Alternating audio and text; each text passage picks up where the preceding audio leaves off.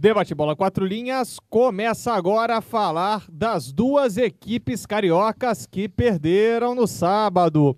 O Fluminense no Engenhão foi derrotado pelo Atlético Mineiro por 2-0 e perdeu a chance de, quem sabe, terminar em terceiro lugar, ou roubar o terceiro lugar do Botafogo, empatado com o Flamengo no número de pontos. O Botafogo também desperdiçou a chance de ser líder do campeonato ao menos por uma noite, ao ser derrotado pelo Avaí pelo placar de 3-2, jogo na ressacada. Começando a falar taticamente das duas equipes. O que você achou, Fernando Quaresma, dessa escalação do time tricolor das Laranjeiras? Olha aqui, vamos fazer igual o Jack Estripador. Nós vamos por parte. Vamos por parte. Deixa eu já me arrumar. Deixa eu já falar com calma. Vamos falar com calma. Abel, deixa eu falar uma coisa pra você, Abel. Você fez escola? Você passou pelo maternal, pelo CA, pela primeira e segunda série? Porque matematicamente falando, Abel, 2 mais 2 são 4. 2 mais 2 não são 5 ou 10 ou 20. São 4, Abel. Limite-se a montar um time 4-4-2 sem inventar. Depois que você sentir firmeza no time, aí você inventa suas táticas Jedi. Fora isso, você está disputando o título, Abel. Você perdeu 3 pontos que não poderiam perder. Agora, olha aqui, se o Deco está machucado, quem foi que falou para você? Quem foi que falou para você que o Martinútil joga de costas para a zaga adversária? Quem foi que te falou que o Martinútil é atacante? O Martinútil, ele puxa o ataque, ele puxa o contra-ataque. É o quarto homem de meio de campo. É o quarto Exatamente homem. disso. É só você pegar os vídeos que ele atuava pelo Peñarol. Não precisa ir muito longe. Coloca Santos versus Peñarol e vê as jogadas do Martinútil. É simples. Ou Peñarol e Vélez Sarsfield também. Ou Peñarol e Vélez. Agora, não adianta ficar queimando o jogador. É lógico que o Martinútil não jogou bem porque ele não desempenha essa função. E você fica mexendo no time de uma tal forma que você não consegue achar nenhum jogador que seja titular, apenas o Fred. Isso todo mundo nós sabemos, que o Fred é titular. Agora, você precisa encontrar os outros 10 para ter que jogar ao lado do Fred. Não adianta você ficar fazendo esse rodízio na altura do Campeonato Brasileiro que estamos. E você sabia disso. E você abriu mão do Ciro, que é um jogador rápido, que poderia auxiliar o Rafael Sobis no ataque, e você só foi colocar o Ciro tempos depois, lá para 30 minutos do segundo tempo. Abel, pelo amor de Deus, Abel, assim você vai acabar matando do coração a torcida do Fluminense. E que você já foi vaiado. E que você não tem que ficar batendo boca com o jogador, aliás, com o torcedor do clube, não. Você sabia que você estava errado, você correu esse risco. E, aliás, a sua semana já começou muito ruim, né, meu amigo? Assim falou Fernando Quaresma. Guilherme Decotelli, o que você achou dessa persistência do Caio Júnior nessa tática Harry Potter que inventou o Felipe Menezes, ainda inventa Felipe Menezes de titular, e inventou de botar o Elkson no banco?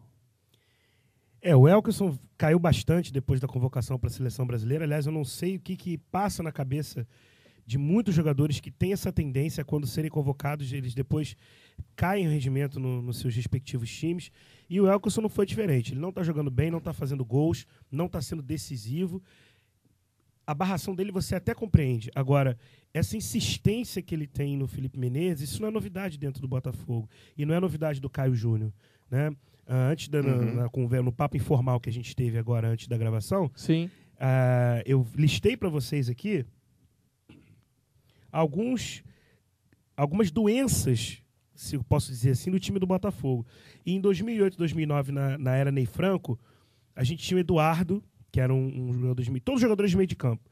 É um jogador que não corria, não marcava, estava sempre voando, de vez em quando era expulso, fazia uma jogada tosca, enfim. Depois veio o Sofael, né? Foi um jogador sistematicamente vaiado pela torcida, um jogador que todo mundo via, os comentários, todo mundo via que era um jogador que não Aí tinha... vinha aquele grito da torcida, né? Joel, tira o Fael. Exatamente. Toda hora era isso. E nada mudava, continuava de titular. Entrava treinador, saía treinador, Fael de titular. Depois veio Sandro Silva, que é outro jogador também que não dá para entender um ser humano desse naipe atuar como titular numa equipe grande. Depois veio Somália, que foi sistematicamente colocado pelo João Santana, mesmo jogando mal, fazendo jogadas displicentes. Depois veio aquele problema com a polícia, que tirou completamente a autoestima dele. A partir dali já não tinha mais clima para ele continuar no Botafogo. Até hoje não tem, aliás. Pois é, e agora é um jogador que, quando é colocado, é sistematicamente vaiado. Não tem condições de um jogador atuar. E agora esse Felipe Menezes não marca, não chuta, não cria, não cadencia. O que ele faz no campo? Eu gostaria que o Caio Júnior viesse à imprensa e explicasse, o porquê que esse jogador atua. A torcida quer entender. E eu tenho certeza absoluta que a diretoria também quer entender. Porque esse Felipe Menezes foi indicação do próprio Caio Júnior. E o Jobson? Você acha que ele seria bom para o time do Botafogo? No ano que vem, se mudar a cabeça, se mudar de postura, é um excelente jogador, não só para o Botafogo, mas para qualquer time do Brasil. Você acha que tem clima ainda dentro do Botafogo para ele? Eu acho que tem clima a partir do momento que o jogador demonstra que quer mudar, demonstra que mudou, e eu acho que todo ser humano merece mais uma chance. Agora, é aquele caso. Não adianta você dar murro em ponta de faca também. É verdade. Falhou? Vai reintegrar? Reintegrou. Falhou de novo? Amigo, é rompimento de contrato, abraço. Se vira. Aliás, o Guilherme tocou num ponto que eu vou tocar aqui também, mas eu vou generalizar. Pois não, Fernando Diniz? Eu não entendo a cabeça desses treinadores. Por que atacantes são barráveis, entendeu? E jogadores de meio de campo de marcação não são, entendeu? São importantes taticamente. Meu amigo, ok, são importantes taticamente, mas e aí? O que eles produzem para o time? Porque esses treinadores estão enfeiando o futebol brasileiro. Lógico, concordo. Estão tirando algo que é cultural do Brasil, que é o poder ofensivo, e estão transformando o futebol brasileiro num futebol inglês, um futebol escocês, um futebol galês. Isso é uma vergonha. Isso. Nós não temos a mesma condição de defender como os ingleses, como eles não têm poder ofensivo como o nosso. Não adianta. Isso daí é inerente a gente, entendeu? A ofensividade é inerente ao futebol brasileiro. Mas não, a gente tem que defender. Gente, tudo bem, defender tem, mas o mínimo possível, gente. Não adianta a gente ficar endeusando um Guinhaçu, um Edinho, um Williams. E o Guinhaçu é horrível. O Guinhaçu é horrível. É horrível. Eu falo isso há milhões de anos. O Guinhaçu é horrível. O Guinhaçu não guarda posição. O Edinho não guarda posição. O Marquinho, esse senhor Felipe Menezes. O Williams não sabe marcar posição. O Gilmar, a outra porcaria lá do Vasco também, que não sabe guardar posição. Tá certo. Diga aí, Guilherme. Desculpa interromper, só corroborando com o que o companheiro Felipe estava dizendo. Fernando, desculpa. Qual deles? Fernando. Tem Fernando dois. Diniz. O que eu falei aqui na semana passada em relação à mudança que o Botafogo teve de postura era exatamente isso. O futebol brasileiro ele exige que você imponha o seu jogo. E você impõe o seu jogo tocando a bola no campo do adversário, tendo paciência para fazer os gols, mas com objetividade, com ofensividade. Claro. E isso não se pode perder. Claro. Entendeu? E agora isso tem acontecido sistematicamente com o Fluminense, na gestão do Abel. Enfim, às vezes, por falta de opção também, o Flamengo acaba também adotando essa postura de esperar um pouco o adversário, de estudar o adversário. Não é por falta de opção, não. É por causa da cabeça do treinador do Flamengo. E isso é uma coisa que você deixa isso para Libertadores, que é difícil você estudar o adversário, você ter fita. Você não conhece muito. Deixa isso para Libertadores. Campeonato Brasileiro, a gente já sabe como é que é, a gente já sabe como joga. Faltam 7 rodadas para o final.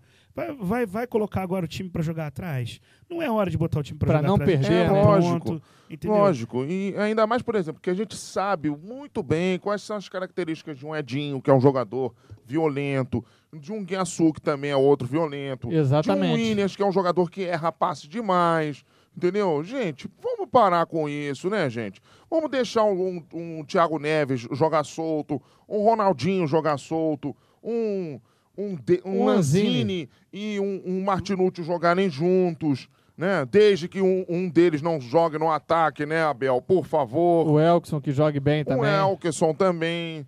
Entendeu? É verdade. O Fernando Diniz, hoje saiu um jornal dizendo que o Marquinho fez mais falta dentre os desfalques do Fluminense. Citando alguns desfalques foram o Fred, o Rafael Moura, né? Uhum.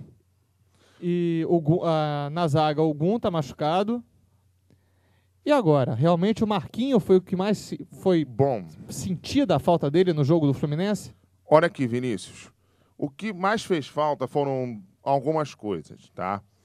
Primeiro, Abel Braga. Abel Braga não existiu, tá? Quando que ele existiu? Quando que ele vestiu a blusa do Fluminense? Quando que ele quis fazer alguma coisa pelo Fluminense? Me diz quando que ele fez isso. Não sei, meu amigo. Aí são palavras suas, né? Mas olha só. Diga aí, Diniz. Era jogo para ele botar o Martinútil e o Lanzini juntos, no meio de campo, tá? E Ciro e Rafael Sobis no ataque. Mas o que ele me faz? Ele me inventa o Martinútil de atacante. Aí não dá, né? E aí bota 3 volantes, sendo que os 3 eram segundo volante. Nenhum jogava como primeiro volante. Pois é. Exatamente. E aí com isso o Rafael Sobis, coitado, ficou isolado. Lógico. Na área. Por quê? Porque o Martinútil a tendência dele é recuar. Lógico que o Rafael Sobis vai ficar isolado. Agora, Marquinho fazer falta a um time, pelo amor de Deus, né, gente? Pelo amor de Deus, quando o Marquinho fizer falta a algum time, você me avisa, porque aí esse time vai estar morto, né? E por que vocês acham que o Botafogo não deslanchou na partida com o Avaí? Ele abriu o placar e acabou não deslanchando, não conseguindo fazer uma partida... tornar a partida tranquila contra um adversário que estava no desespero. Porque, primeiro, jogar contra o Avaí lá dentro é muito complicado, lá na ressacada, né? E segundo, porque o Botafogo fora de casa... ele também, além do fator Felipe Menezes, né, como vocês estão citando aí, né, o que eu não acho tão grave assim quanto a escalação do Williams no Flamengo, enfim, isso aí a gente vai discutir depois com calma, né? No outro bloco. Em outro bloco, né, enfim. Prossiga, Diniz. O Botafogo fora de casa, ele não tem jogado tão bem assim, né, à exceção de alguns jogos, né? Um ou outro, né? ou outro jogo, o Botafogo não tem jogado muito bem, não. Entendeu? A exceção do jogo do São Paulo, tal, não tem jogado muito bem. Mas esse jogo foi marcado o quê? Pela vontade dos dois times, né? E foi o que aconteceu. A vontade dos dois times fez com que a partida tivesse muitos gols, né? E foi o que aconteceu. Guilherme Decotelli, a gente ouviu uns tempos atrás o Maurício Assunção criticando a postura do Botafogo, principalmente quando jogava fora de casa. Você concorda? Realmente há motivo para crítica? A partida contra o Avaí mostrou os erros que o Botafogo tem quando joga fora de casa? O Maurício Assunção é um presidente muito, muito sábio e ele é um botafoguense de coração, assim como foi Montenegro, enfim. Exato. Ele, naquele momento, eu creio que ele não tenha sido só torcedor. Eu acho que foi um pouco presidente também, porque ele investiu nesse time, ele confiou nos jogadores que ele trouxe, ele demonstra a cada dia, ele é um presidente presente, ele é muito elogiado por todos E a bem da verdade é que jogar fora de casa nesse campeonato, no Campeonato Brasileiro, é difícil mesmo, né? E o Avaí é um time difícil para jogar na casa dele. Sim, claro. A gente fala que o Botafogo não está jogando muito bem fora, mas jogar fora é difícil mesmo, é complicado, né? Exatamente, principalmente contra um clube que está brigando para não cair, que a torcida abraça sempre.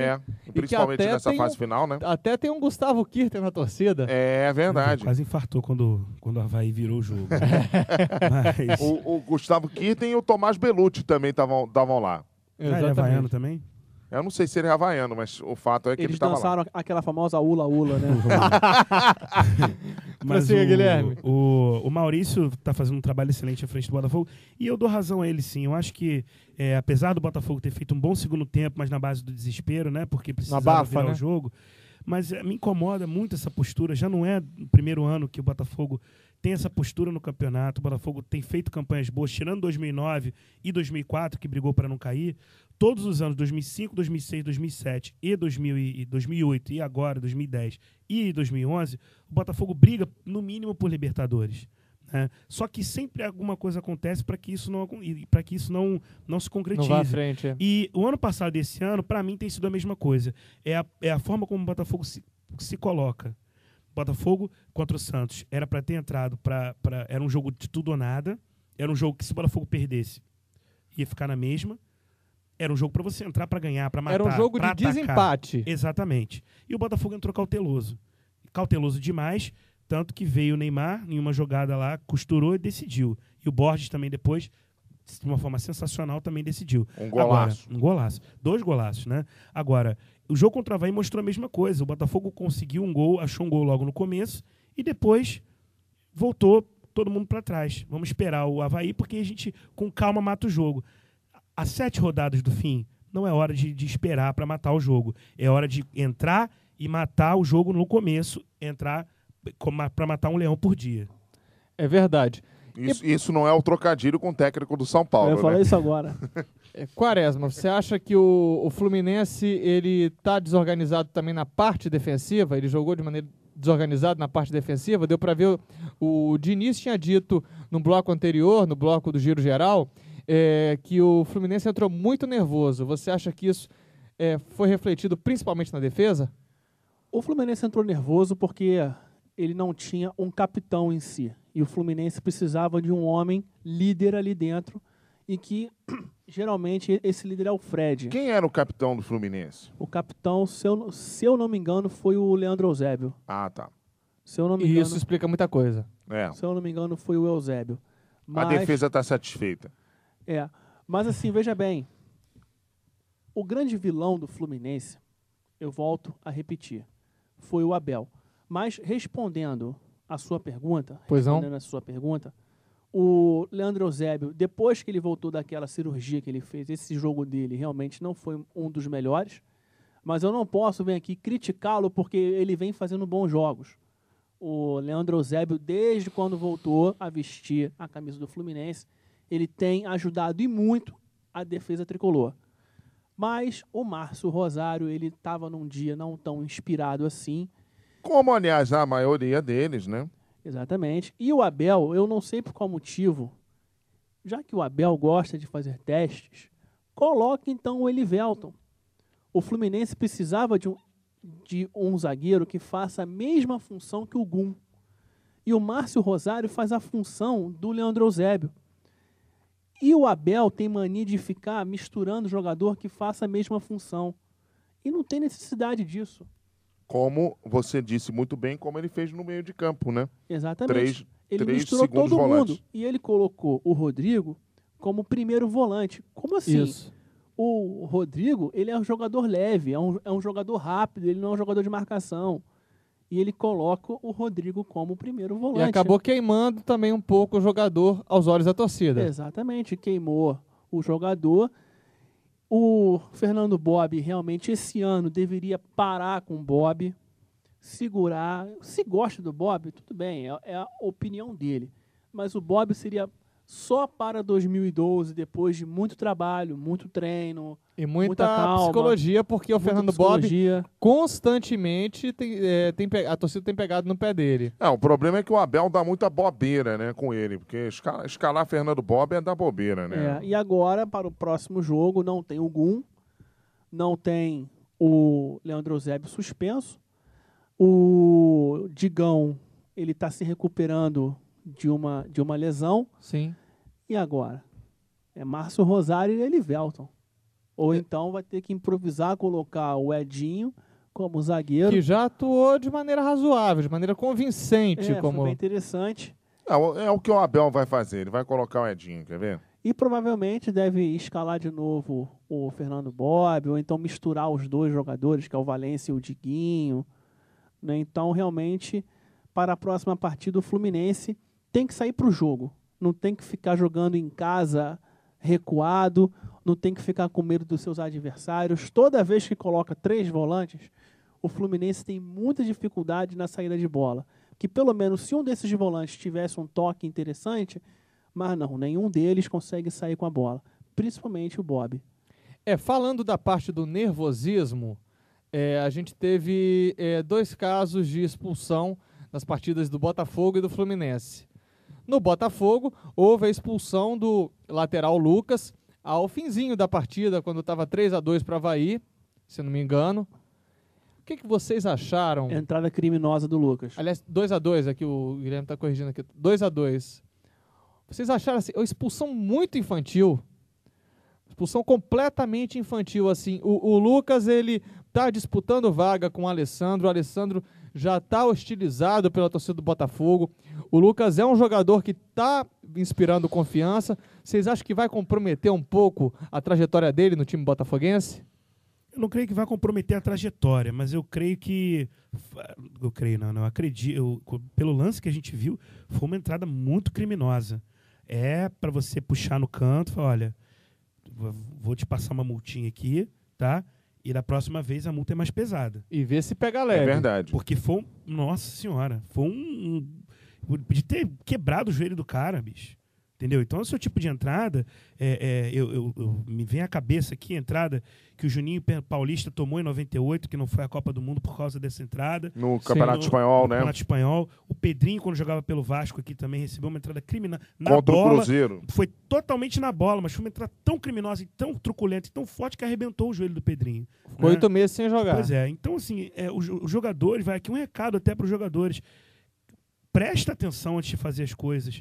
Pensa 2 vezes, porque é um lance que é rápido, sim, mas que pode acabar com a carreira de um jogador.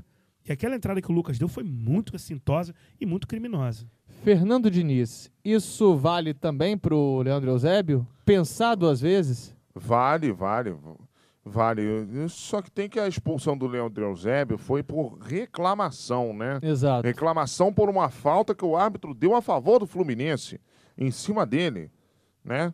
Quer dizer, vale muito. Vale uma chamada de atenção, sim, também no Leandro Eusébio, entendeu? Vale uma multa, entendeu? Assim como vale não só no caso do Lucas, como também vale no caso do Lucas Zen também, né? Que ele foi expulso no jogo do Pan-Americano porque meteu a chuteira no peito do jogador na Costa Rica, né? O botafoguense Lucas Zen. Exatamente. Então... a diretoria do Botafogo tem que agir nesse sentido para poder, primeiro, dar uma chamada de atenção. E coibir pelo a violência, menos, né? Exatamente. Porque ou os jogadores andam nervosos demais ou o negócio realmente vai ficar muito complicado para o lado do Botafogo, viu? Vocês acham que houve algum bom momento do Fluminense na partida? Teve. O Fluminense teve um bom momento na partida, foi quando o time do Atlético Mineiro, antes de marcar o pênalti a favor deles, que aconteceu. Sim. Aconteceu. O Mariano, que não jogou bem. Foi até infantil, né? Foi infantil, o Mariano não jogou bem, o Carlinhos estava completamente apático na partida, o Fluminense em si estava apático. Mas antes do pênalti, o Sobis estava atacando demais, estava martelando demais a equipe do Atlético Mineiro. E realmente deu azar, não conseguiu marcar um gol. Mas agora é pensar apenas no time do Ceará e tirar essa mística. Lá em Fortaleza. E tirar essa mística que perde para time que está disputando para fugir da zona de rebaixamento. E para você, Guilherme, houve algum bom momento do Botafogo na partida? No segundo tempo, quando o Botafogo foi objetivo no ataque, foi para cima... Perdeu 2 ou 3... Na verdade, não perdeu, né? Esbarrou na grande atuação do goleiro Felipe, que não sei se foi no começo desse ano, agora no ano passado. Foi no ano passado, quando... Foi ano passado. Que o negócio Santos jogava mão de alface. Isso. Santos jogava a Copa do Brasil, ele foi chamado pelo torcedor na TwitchCam de mão de alface e levou uma resposta, né? E ele ficou brabo, né? Exatamente. Ele e o Neymar, né? E o defendeu, Madison. né? Defendeu. O Madison, foi o Madison que Madison defendeu. também, exatamente. Mas uma Mas grande diga. atuação do Felipe e o Michael Swell, enfim, Louco Abreu, tiveram Michael Swell era o oportunidade de- momento mais lúcido, eu acho, do Botafogo, estava nos pés do Michael Swell. Pois é, e o Michael Swell me surpreendeu nesse jogo porque lembrou o Michael Swell de 2009, né? Do Campeonato Carioca de 2009. Jogador agudo, com vontade, batendo pro gol. Com indo pra velocidade, cima, né? Com velocidade. Mas eu creio que no segundo tempo, até a expulsão do Lucas, o Botafogo teve inúmeras oportunidades de virar a partida.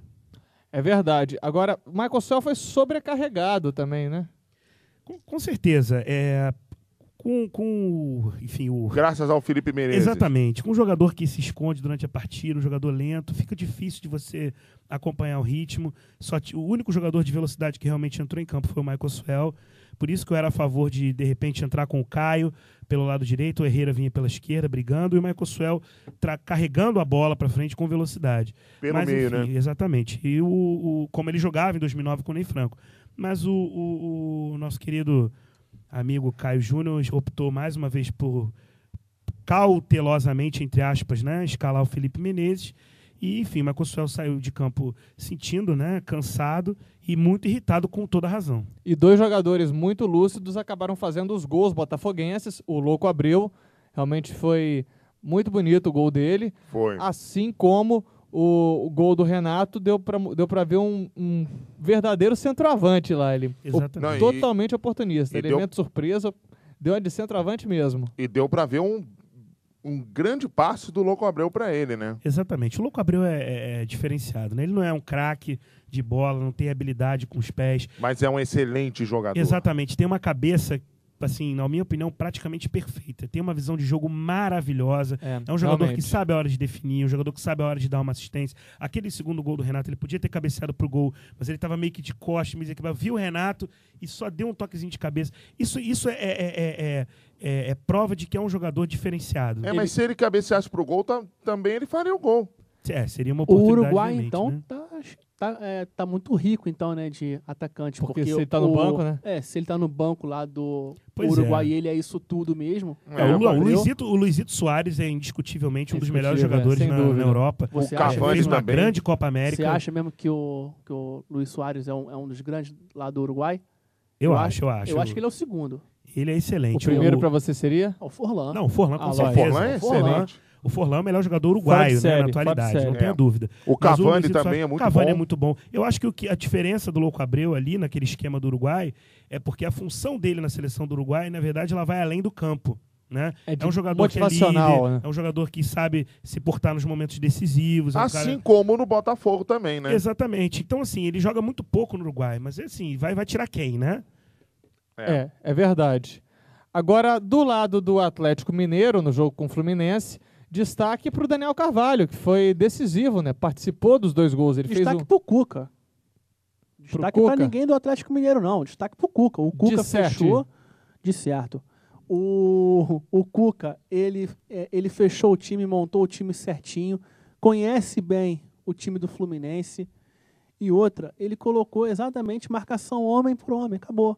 E o Abel não soube desatar esse nó aí do Cuca. por Ele falta de levou habilidade do meio de campo? Por falta de habilidade do meio-campo e também porque o Cuca é um homem muito inteligente. E a torcida Porque reconheceu o isso. Cuca usou a Cuca, né? E a torcida reconheceu isso e aplaudiu o Cuca. O Cuca foi o grande nome da partida. Não foi Daniel Carvalho, não foi ninguém não, foi o Cuca. Você não acha que ninguém jogou bem no Atlético Mineiro, Jogaram, não? mas o Cuca jogou melhor, Ah, fora tá. de campo. Ok. Não, de fato, assim, o Daniel Carvalho ele foi mais decisivo, né? E o André também, o André jogou muito. O André, inclusive, que sofreu o pênalti, se eu não me engano. Não, foi o Bernard. Ah, é verdade, é o Que é Bernardo. outro também que jogou muito. Muito bom jogo, muito bom jogador esse garoto, hein? E o Hever também, marcou muito. Tá uma fase muito boa o Hever mesmo. Você não acha que o Sobis também ficou um pouquinho Não. prejudicado? Não. O Sobis, ele conseguia desmarcar os seus companheiros. O Sobis fez aquela posição que ele jogou da forma que ele jogava no Internacional. É aquela que eu defendo aqui, que é centroavante, aquele homem pensante que chama a marcação para si. Mas no programa passado de sexta-feira, eu estava ouvindo o nosso querido amigo Diniz, Sim. falou que o Sobis pode desempenhar essas duas funções, atacante e centroavante. Concordo.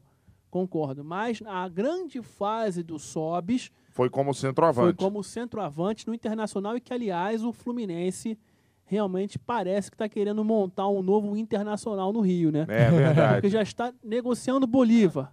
Já tem o Rafael Sobis. Falta quem agora? O Gabiru? Será que o Fluminense está querendo trazer o Guinhaçu e formar o meio de campo o UFC? Magrão. O UFC com o Edinho? O negócio é ficar feio Magrão no tá vindo por aí Fluminense. também? Bom, Magrão, se viesse Gabiru. se viesse o Alex lá do Corinthians, né? Acho que seria uma grande contratação. Esse aí seria sensacional mesmo. Mas tem outro assunto também, que se vocês me permitem que eu quero falar. Diga lá, Diniz. Fernando Quaresma. Diniz, fala aí, Diniz. Fale, Quaresma. São dois Fernandos aí, já era, são né? dois Fernandos. Bom, vamos lá. O que eu quero falar com relação, fora do campo, que eu vi muitas pessoas da imprensa falando mal dos atletas do Fluminense, essa de que os jogadores do Fluminense aplaudiu, e principalmente eu vi isso em alguns jornais e no meio de comunicação, eu vi na televisão, foi com a dona Renata Fã e as chacretes deles lá, cara, não é? Então... Que maldade. Maldade nada. Maldade é o que eles fazem, que eles acham que fazem jornalismo, né? Eles pensam que fazem jornalismo, mas tudo bem. Então, o que acontece? Eles falaram que os jogadores do Fluminense aplaudiram a atitude do conselheiro do Fluminense. Primeiro que já começou errado. O Fluminense tem um presidente. Quem tem que falar, quem tem que fazer ou deixar de acontecer é o Peter Simonsen, que é o responsável, é o gestor, é o presidente do clube.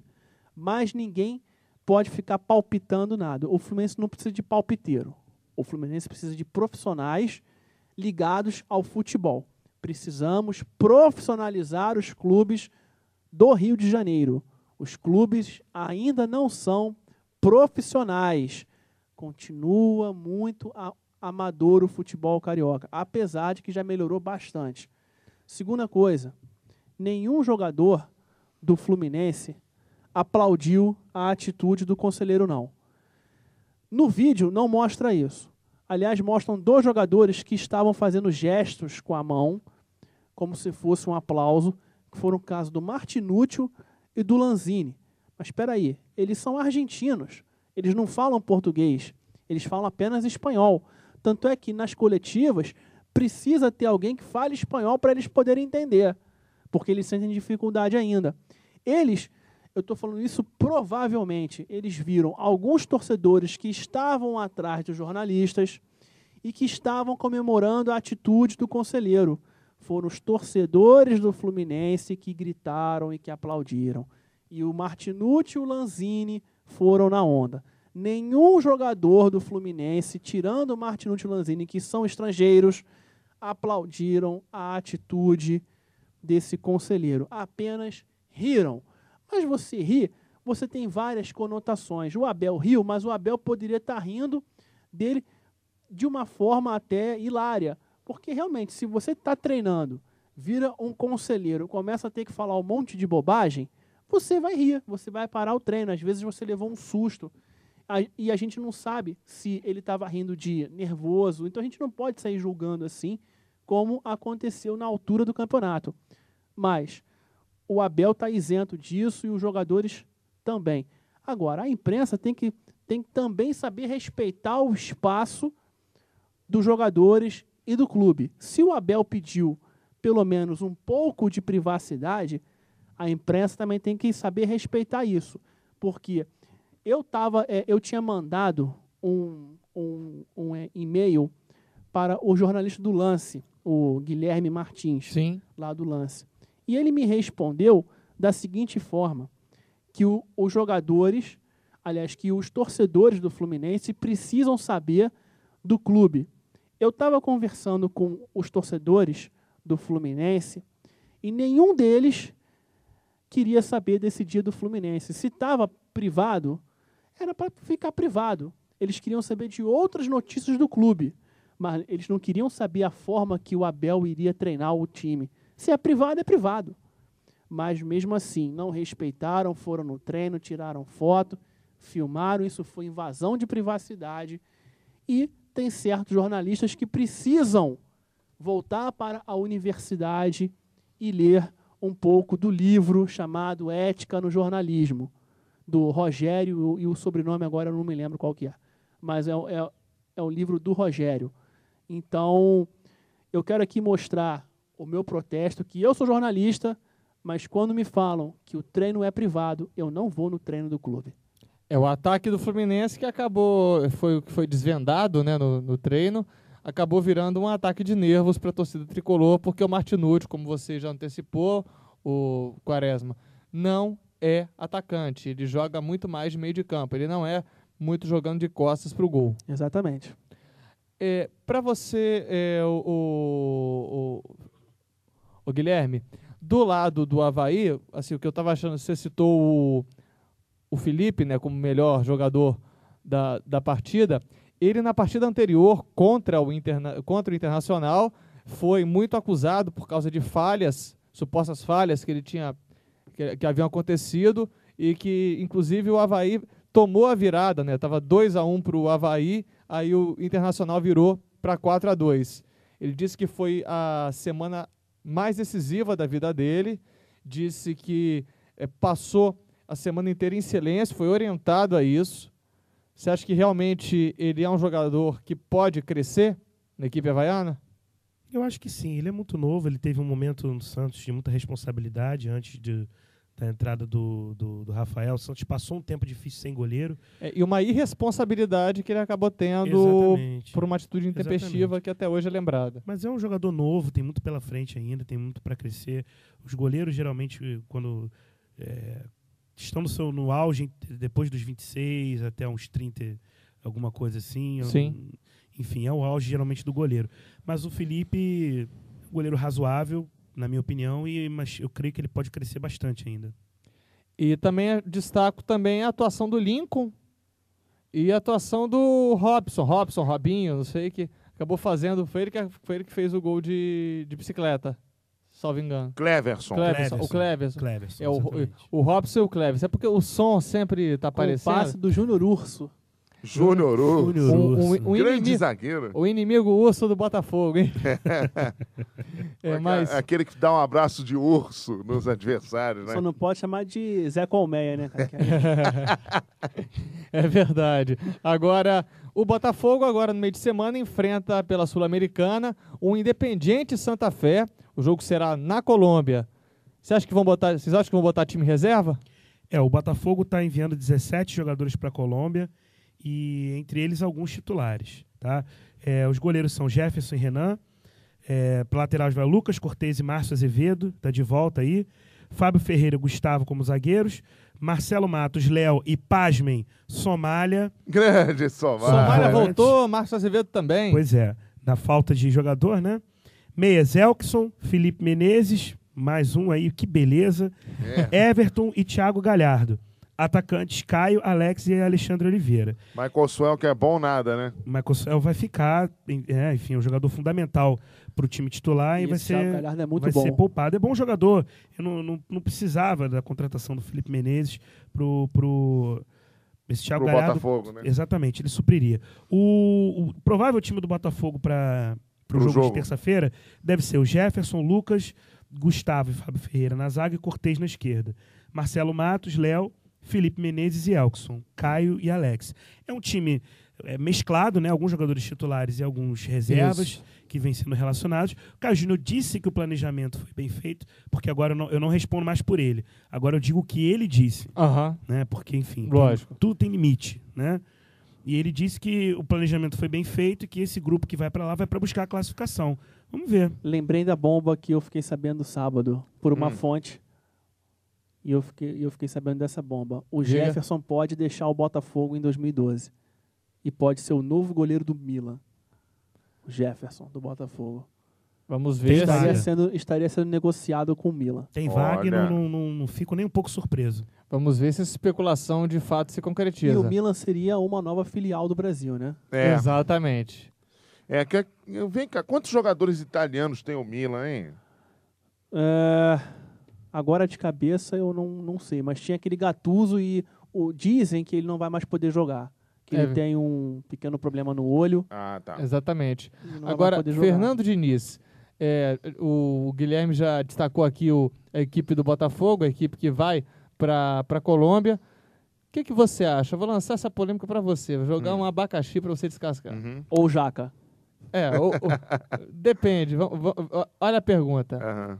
Descartar ou não descartar a Sul-Americana? Rapaz, olha, isso é uma dúvida muito grande, né? Porque o Botafogo tem uma desvantagem pequena no confronto, né? Que é de 1-1 do primeiro jogo e tal. Tem de fazer gol lá. Tem que fazer gol lá. Se ele fizer 1-0, ele está garantido. E né? empates a partir de 2-2. Empates a partir de 2-2, pois é. Eu não sei. Eu não sei o que se passa na cabeça do Caio Júnior, não. Magia. É magia. Eu não sei. Se eu fosse o Caio Júnior, eu faria que nem o Vanderlei Luxemburgo. Quero as duas. Entendeu? Quero as duas, mas é difícil, viu? Difícil mesmo. Coisa de difícil decisão. É verdade. Agora o Fluminense vai descansar no meio de semana e vai enfrentar o Ceará. Um Ceará que vem em crise. O que esperar do time tricolor? Ceará que o Fluminense vai voltar com uma vitória? Realmente é um mistério. Eu acho que esse mistério não é tão difícil assim, não, sabia? Eu acho que o Fluminense volta de lá com a vitória, sabia?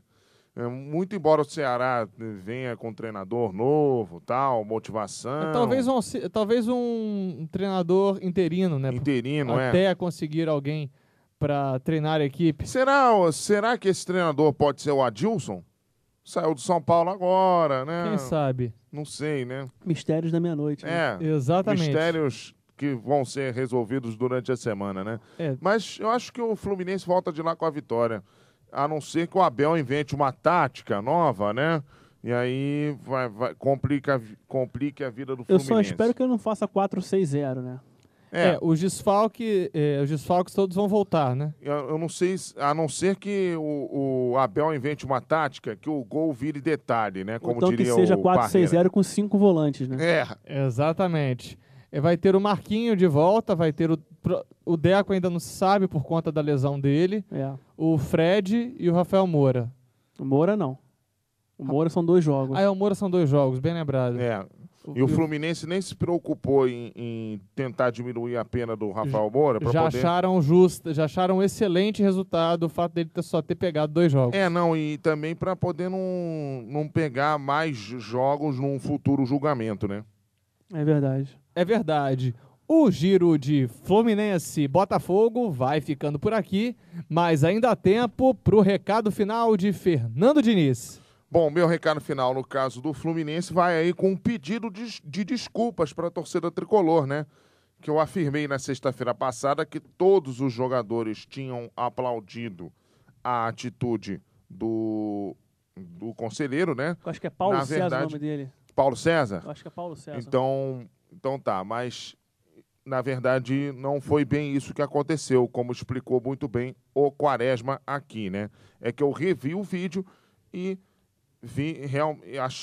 eu tinha visto o vídeo, achado que os jogadores tinham feito barulho, né? Tinham aplaudido, mas na verdade não foi nada disso que aconteceu, né? Os jogadores não aplaudiram a atitude, não fizeram nada disso, entendeu? Então, gente, me desculpa, tá? Erros acontecem. No caso do Botafogo, olha, Caio Júnior, não me inventa de novo de escalar Felipe Menezes no próximo jogo. Por favor, no próximo jogo do Brasileirão, né? Por favor, que tá demais, né? Ele tá enterrando o time do Botafogo. Já é o segundo jogo seguido que o Botafogo perde com o Felipe Menezes em campo. Guilherme Decotelli, seu recado final? Recado final do Botafogo vai para a torcida que não abandone o time na próxima partida contra o Cruzeiro, no Engenhão. Próxima pelo Brasileiro. Horas, pelo Campeonato Brasileiro, porque o Botafogo precisa muito da torcida, porque a impressão que passa é que o Botafogo atualmente só tem o elenco dos jogadores e a torcida. né? São os dois diferenciais que podem ainda levar o Botafogo ao título. E do Fluminense, o meu destaque não é para os jogadores do Fluminense, não. O meu destaque vai para a senhora Bianca Leão, que está concorrendo à Musa do Brasileirão pelo Fluminense. Bianca, nossa, assim você me mata. Aí, assim você mata o Guilherme Decotelli. Recado final de Fernando Quaresma. Com certeza, essa Bianca, ela é muito bonita e ela é uma forte candidata a ter que vencer a musa do Brasileirão, mas também a gente não pode descartar as outras musas, principalmente a musa do Cruzeiro também e a do Avaí, que são realmente lindas. E esse meu recado final do Fluminense vai para o senhor conselheiro Paulo César. Que vexame, hein, Paulo César? Você transformando o clube fluminense numa grande baixaria, hein? E o pior foi o papel que o advogado fez, né? Também. Mostrando a carteirinha da OAB para o jornalista, né? Tá todo mundo morrendo de medo de vocês. E outra coisa, vocês não podem ficar falando assim da instituição Flamengo. Vocês não são flamenguistas. E outra, dizem aí as más línguas que quem odeia muito algo é porque é enrustido. Será que vocês não são rubro-negros? Porque para odiar tanto assim o time do Flamengo, quem odeia tanto é porque é enrustido, né? Fica esse meu recado para vocês e pensem nisso. Tá certo. No meu recado final, do lado tricolor, realmente eu acredito que o Abel também tenha que fazer alguma mexida nesse time tricolor, mas de preferência não inventar de colocar de novo o Fernando Bob. Deixa o Fernando Bob. A mexida que ele tem que fazer é na cabeça dele. Tá certo. O Fernando Diniz tirou as palavras da minha boca. Então, Abel, vamos dar uma mudadinha nesse time, principalmente botar o Fernando Bob assim para fora de Laranjeiras, de preferência. No meu recado final do lado do Botafogo, atenção, torcida botafoguense, atenção, diretoria, atenção, Caio Júnior, atenção, jogadores. Não vamos gritar quase de novo, não, porque realmente esse estigma está muito complicado para o Botafogo e a equipe tem time para tentar brigar por um título e para sair da fila nesses títulos nacionais. O Debate Bola 4 Linhas tem o apoio da Unicarioca. Ensino superior nas unidades de Jacarepaguá, Rio Comprido, Meier, Bento Ribeiro, Centro e o projeto de Três Rios. Unicarioca. Formação de verdade. Acesse o 4 Linhas via YouTube. O nosso canal é youtube.com/blog 4 Linhas. O 4 em numeral. youtube.com/blog 4 Linhas. Ou acesse pelo blog radio4linhas.blogspot.com. Dessa vez o 4 por extenso. radio4linhas.blogspot.com. 4 Linhas, a comunicação está no ar.